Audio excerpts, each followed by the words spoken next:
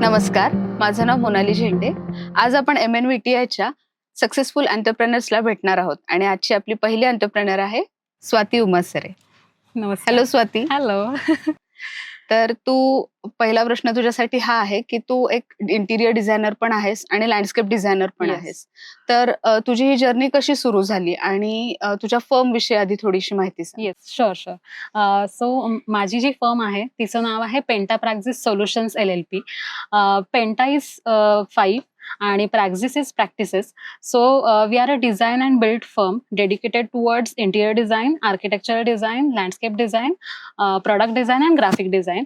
So मागचे जे 10 वर्ष म्हणजे मी पास आउट झाल्यापासून मागचे जे 10 वर्ष आम्ही काम करतोय ते सगळं कन्सोलेट केलेलं आहे या फर्ममध्ये.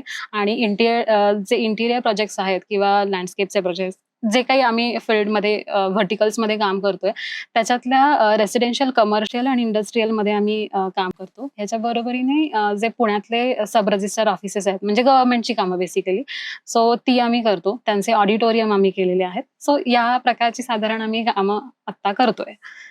ओके, आतापर्यंत तुझे किती प्रोजेक्ट्स झालेले आहेत सांगू शकशील? आत्ताचा जो आमचा क्लायंट कोड आहे हा साधारण 240-41 हो. असेल. आणि ह्या इयर एंड पर्यंत अराउंड 250 प्रोजेक्ट्स आम्ही मोर दॅन 250 कम्प्लीट केलेले अरे असतील. येस. ओके. आणि तुला पहिला प्रोजेक्ट कसा मिळाला आणि त्याचं काम तू कसं केलंस त्याबद्दल थोडंसं सांगू ओके. शकशील? Yes, yes. सो बेसिकली आपण एखादा बिझनेस चालू केला की आपण फ्रेंड्स अँड फॅमिलीमध्ये सांगतो. सो तसंच मी सुद्धा माझ्या फ्रेंड्स अँड फॅमिलीला सांगितलं आणि मग फॅमिलीच्या रेफरन्समधून मला 2016-17 मध्ये एक पहिला प्रोजेक्ट मिळाला आणि मला आठवतंय की पहिल्या प्रोजेक्टमधून मी फक्त ₹250 कमावले होते. पण एक वेगळीच मजा होती कारण तो पहिला अनुभव होता, पहिलं काम होतं. So that's it. म्हणजे असं असं साधारण माझं पहिला प्रोजेक्ट होता आणि अशी कामं मिळायला लागली. मग रेफरन्समधून मला पुढची कामं मिळाली आणि आत्ता पण म्हणजे ह्या स्टेजला पण माझी रेफरल जी कामं आहेत ती जास्त आहेत. म्हणजे 90% कामं ही रेफरन्समधून येतात आणि अगदी मग 10% जी आहेत ही मग जे काही प्लॅटफॉर्म्स आहेत त्याच्यावर रजिस्टर केले आहेत तिकडून येतात. सो असं आत्ता तरी आहे. ओके. त्याच्यावर. ओके. सो इंटिरियर डिझायनर म्हणून तुझी जर्नी खूप सक्सेसफुल आहे. येस. आणि मग इथपर्यंत पोहोचण्यासाठी तू शिक्षणाच्या कुठल्या स्टेप घेतल्यास आणि ओके. MNVTI जे इन्स्टिट्यूट आहे तर हं. त्याच्या काय कॉन्ट्रिब्युशन आहे? ओके. सो मी जे 12वी सायन्स जे आहे हे केल्यानंतर इंटिरियर डिझाईन डिप्लोमा केला. आणि इंटिरियर डिझाईन डिप्लोमा झाल्यानंतर मी जॉब करत होते. जॉब करता करता मग मी लँडस्केप डिझाईन डिप्लोमा केला. हे दोन्हीही मी MNVTI मधून केलेलं आहे. आणि MNVTI मध्ये हे करत असताना खूप छान एक्सपिरियन्स आला. म्हणजे हे करत असताना तिथे एज्युकेशनल अकॅडमिक्स जे आहे हे तर आम्ही शिकलोच, पण ओव्हरऑल जे काही ग्रूमिंग आहे हे सुद्धा खूप छान झालं आणि ते टॉप नॉच केलं बेसिकली MNVTI. आणि बेसिकली कसं आहे की मी इथे जेव्हा आले पुण्यात, गावातून आली छोट्या, सो तेव्हा तिथे असं काही एक्सपोजर नव्हतं, राईट. सो त्याच्यामुळे इथे आल्यानंतर माझं कम्युनिकेशन स्किल आहे, इंग्लिश स्पीकिंग आहे, ओव्हरऑल सेल्फ कॉन्फिडन्स आहे, हा खूप छान बिल्ड झाला MNVTI मध्ये. येस. ओके. असं साधारण माझं एज्युकेशन होतं. अच्छा. आणि MNVTI मध्ये तुझं शिक्षण झाल्यानंतर तुला असे कुठले 3 मेजर पॉइंट्स वाटतात की ते तू बाकीच्यांना सांगू शकशील? Okay. For me all 3 points are exposure, exposure and exposure. कारण MNVTI मध्ये खूप एक्सपोजर मिळाले. जसं की स्पोर्ट्स आहेत, सेल्फ जे काय एन्हान्समेंट आहे ते आहे. त्याच्यानंतर इंडस्ट्री एक्सपोजर हे खूप छान मिळालं. म्हणजे हे सगळं जे मिळालंय ना त्याच्यामुळे मला माझ्या करिअरमध्ये खूप हेल्प झाली. आणि एक्सपोजर जर मिळालं नसतं तर जो कॉन्फिडन्स तयार होतो तो झाला नसता. सो त्या बाबतीत हे जे पॉइंट्स आहेत, एक्सपोजर मेन की मला हे मिळालं नसतं तर कदाचित मी आत्ता इथे नसते. सो त्याच्यामुळे हे 3 पॉइंट्स जे आहेत हे मला MNVTI बद्दल नोट डाऊन करायला आवडेल. ओके. तू ज्या गावातून आली होतीस त्या गावाविषयी थोडंसं सांग आणि तुला इंटिरियर डिझायनिंग या कोर्स बद्दल तिथे कशी माहिती मिळाली आणि तू ओके. MNVTI पर्यंत कशी पोहोचलीस? मी इंटिरियर डिझाईन मध्ये कशी आले याचं बॅकग्राऊंड जो आहे हे थोडं फनी आहे. कारण मी ऍक्च्युली सायन्सचे स्टुडंट होते. मला सायन्समध्ये आवड होती आणि मी त्या बाबतीत मेडिकलला ऍडमिशन सुद्धा ऍप्लिकेशन फॉर्म आणि हे सगळं केलं होतं. आणि माझी मैत्रीण जी आहे तिचं ऍडमिशनसाठी आम्ही पुण्यात आलो होतो. तिला इंटिरियरसाठी ऍडमिशन घ्यायची होती आणि तिने मग इथे पुण्यात तिचे रिलेटिव्ह होते, त्यांच्या थ्रू इथे कॉलेजेस बद्दल कळलं होतं. सो तिच्या बरोबर मी आले होते आणि त्याच्यानंतर आम्ही 2-3 कॉलेजेसमध्ये फिरलो आणि मला इथे जेव्हा आले MNVTI मध्ये तेव्हा मला इथलं जे काही स्टुडंट्सनी केलेलं काम जे प्रेझेंट केलेलं होतं आपल्या लॉबीमध्ये असतं किंवा जे काही डिस्प्ले केलेलं वर्क आहे, त्याच्यानंतर एकंदरीत मला ड्रॉइंगची आवड होती. सो मग मी विचार केला की मी कदाचित हे करू शकते. तर मग मी अगदी स्विच केलं की मला मेडिकल मधून मी डिरेक्टली इकडे आले आणि मला पेरेंट्स म्हणले की तू शुअर आहेस ना, नक्की जायचंय ना? सो म्हणले येस, मला हे आवडतंय आणि हे जे काही केलंय ते मला मी स्वतः करू शकते असं मला वाटतंय. सो मग मी अगदीच ते शिफ्ट करून मी इकडे ऍडमिशन घेतली. तू MNVTI कॉलेजेस का निवडलं? कारण इंटिरियर डिझायनिंगचे बरेचसे कॉलेजेस आहेत, पण वाय MNVTI? ओके, सो मी मगाशी म्हटलं तसं की मी 3-4 कॉलेजेस पुण्यातले तिच्या बरोबर जेव्हा आले होते तेव्हा मी फिरलो होतो.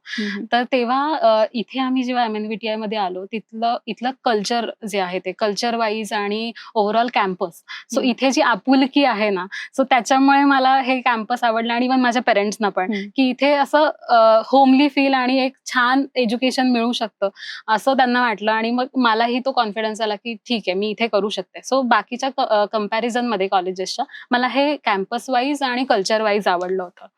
त्यानंतर तुझं सगळ्यात जास्त तुला स्वतःला आवडलेला प्रोजेक्ट कुठला आहे आतापर्यंत केलेल्या प्रोजेक्ट्स मध्ये?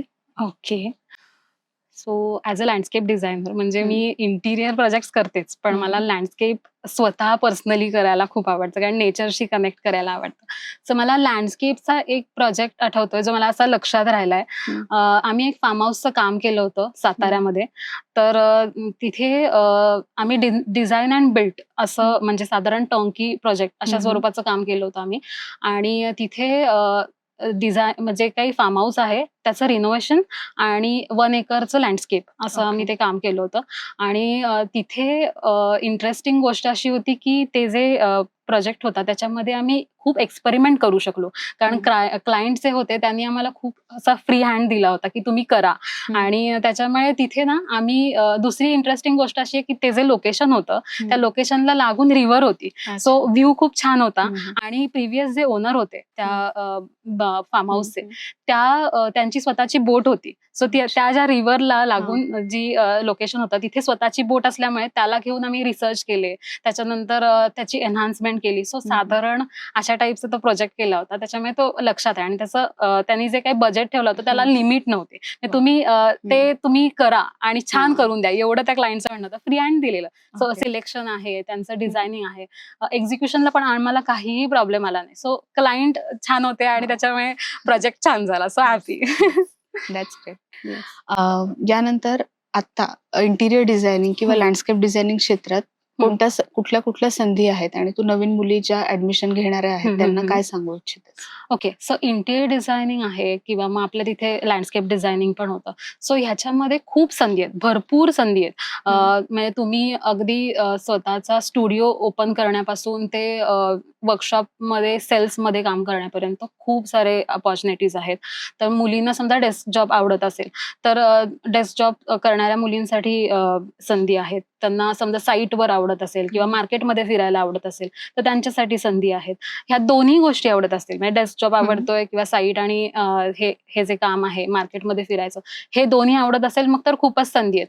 पण मला असं वाटतं की मुलींनी ना डायरेक्ट उडी नाही मारू. म्हणजे त्यांनी मला असं वाटतं की थोडंसं एक्सपिरियन्स घ्यावा आणि मग त्यांनी स्वतःची फर्म ओपन करावी. कारण काय माहितीये का आपण डिरेक्टली उडी मारली तर मग थोडे जे काही प्रॉब्लेम्स फेस करायला लागतात, स्वतःचा स्वभाव तसा असेल तर कदाचित ते डील करू शकतात. नाहीतर मग थोडं शेलमध्ये जातो आपण. सो संधी खूप आहेत म्हणजे तुम्ही स्वतःची फर्म ओपन करू शकता. तर लँडस्केप मध्ये पण आपण किंवा इंटिरियर मध्ये आपण अलाइड खूप साऱ्या ऍक्टिव्हिटीज घेतो. सो त्याच्यामुळे तुम्ही वर्कशॉप्स चालू करू शकता. तुम्ही साईट जसं करतात आता बिंग गर्ल की प्रत्येक लाईफच्या स्टेजेस आहेत राईट. सो आता तुम्ही पासआउट झालात, पासआउट झाल्यानंतर तुम्हाला तुम्ही जॉब करताय. सो जॉब केल्यानंतर मग मध्ये काही पिरियड नंतर लग्न होतं, राईट. सो त्याच्यानंतर मग काही वेळेस गॅप घेतला जातो, फॅमिली बॅकग्राऊंड काय असेल त्या हिशोबाने. सो ती जी गॅप घेतली तेव्हा जॉब जरी सोडला असेल तरी सुद्धा तुम्ही फ्रीलान्सिंग करू शकता. घर बसल्या तुम्हाला डिझायनिंग तर तुम्ही करू शकता. त्याच्यानंतर 3D व्हिज्युअलायझर म्हणून तुम्ही काम करू शकता. तुम्ही प्रोजेक्ट एक्झिक्यूट नाही केला तर फक्त डिझायनिंग करू शकता. आणि त्याच्यानंतर परत तुम्ही हवं तर प्रॅक्टिस चालू करू शकता. सो मी स्वतः म्हणजे मी पास आउट झाल्यानंतर 4 वर्ष मी जॉब केला एकाच फर्म मध्ये. हे पण महत्वाचं आहे की मुली स्विच करतात. म्हणजे साधारण एका ठिकाणी आपल्याला नाही चांगला अनुभव येते तर मग आपण लगेच 6 महिन्यांनी बदललं. सो हे चुकीचं आहे. म्हणजे माझं मुलींना हे सांगणं आहे की तुम्ही एका ठिकाणी राहा, एका ठिकाणची व्यवस्थित पद्धत शिकून घ्या. जे काही म्हणजे स्टेप वाईज कामं होतात एका फर्म मध्ये ते शिकलात तर तुम्हाला ते कुठेतरी तुमचे चेंजेस करून पुढे काम करता येईल, राईट. सो ती मला असं वाटतं की मुलींनी ते जे काही एक्सपिरियन्स आहे तो घ्यावा आणि मग त्यांनी स्वतःचा बिझनेस जो आहे हा स्टार्ट करावा, असं थोडक्यात सांगेन. तू जो 2 वर्षाचा कोर्स केला आहे तो कोणता कोर्स केलेला आहेस आणि त्याच्याबद्दल थोडंसं सांगशील का? येस, मी इंटिरियर डिझाईन डिप्लोमा जो आहे तो 2 वर्षाचा कोर्स केला होता आणि त्याच्यानंतर लँडस्केप डिझायनिंगचा जो डिप्लोमा आहे तो आपल्याच कॉलेजमधून केला होता. सो ह्या 2 वर्षाचा जो काही कोर्स होता इंटिरियरचा त्याच्यामध्ये फर्स्ट इयरला आम्ही रेसिडेन्शियल प्रोजेक्ट्स केले होते आणि सेकंड इयर जे होतं त्याच्यामध्ये आम्ही कमर्शियल प्रोजेक्ट्स केले होते. सो दोन्ही टाईपचे प्रोजेक्ट्स आम्हाला जे काही आहे इंटिरियरमध्ये शिकायला मिळालं आणि नंतर मग आमचे थिसिसचा प्रोजेक्ट असायचा. सो त्याच्यामध्ये ॲक्च्युअल एका प्रोजेक्टवरती आम्हाला काम करायला मिळायचं. साधारण ह्या टाईपचं डिप्लोमा कोर्स मी केलेला आहे. ओके. सो हे दोन्ही डिप्लोमा कोर्सेस जे आहेत ते स्टेट बोर्डला अफिलिएटेड होते की? इंटिरियर डिझाईन जो डिप्लोमा होता तो होता. लँडस्केपचा जो होता तो नाही, तो ह्याचा होता, इन्स्टिट्यूटचा ऑटोनॉमस डिप्लोमा कोर्स होता. Yes yes. तर आज आपल्याकडे स्वाती उमासरे आली होती आणि ती MNVTI ची सक्सेसफुल एंटरप्रेनर आहे आणि तिने तिचा वेळ आपल्यासाठी दिला त्याबद्दल मी तिचे खूप खूप आभार मानते. टीम MNVTI कडून खूप खूप थँक्यू. Thank you so much.